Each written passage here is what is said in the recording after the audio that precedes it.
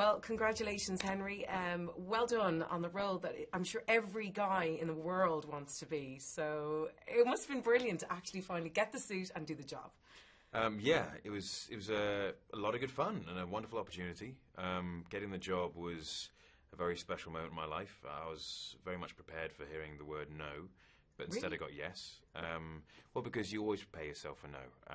And I was so accustomed to hearing no that to prepare otherwise would be a fatal error. Well, that's an actor's life, right? Because you don't always get the call for certain jobs. Right. Yeah. And, finally getting to the suit was an amazing experience. I mean, it genuinely had physical energy about it, and it's all to do with the amount of love and care and attention and respect for the character that went into it. Yeah, of course. Those people who designed it, those people who put all the measurements together, who chose all the materials.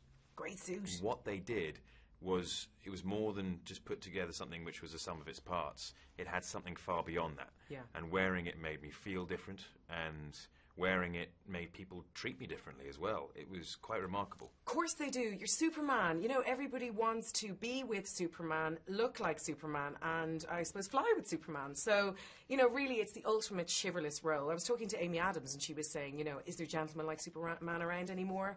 Maybe there's not. Only you. So there you go.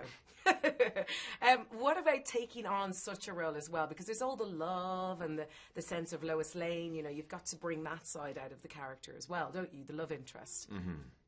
It's not such a simple thing or an obvious thing in this movie. They find something in each other which they didn't think they would find. And it's not necessarily love. It's like Clark discovers that he can trust humanity. And Lois is the vehicle for that. And so there's an obvious connection. And he's never been able to share himself with anyone. And so that's very important to him. Course, yeah. And Lois discovers that there's more to life and reality than just the truth. And Clark is the vehicle for that. Now, we were speaking as well before. I mean, last night I watched you on television. You were playing, obviously, the Tudors. So you've got all your big balloon pants. Now, when we see you on screen, the torso, the flex muscles. I mean, come on. You must have looked in the mirror and done the whole thing to get into the role. There was a lot of training involved. There wasn't much in the way of mirror work, just No. because you focus so much on the training and you just want to do justice to the role that you rely upon everyone else's opinion course as you opposed do. to your own. Absolutely. And then, of course, everybody wants to know about the Clark Kent. I mean, you've got to take on a whole different persona with that. You've got to be a nerd. You've got to be a journalist. Not that journalists are nerds. I'm just saying, again, a little bit different as well. There's a shift there constantly, isn't there? Going from Clark Kent to Superman. Yes, there is, because Clark is very well versed in hiding in plain sight by being, the unnoticed man, the grey man, if you will. And Superman is Clark in all his glory.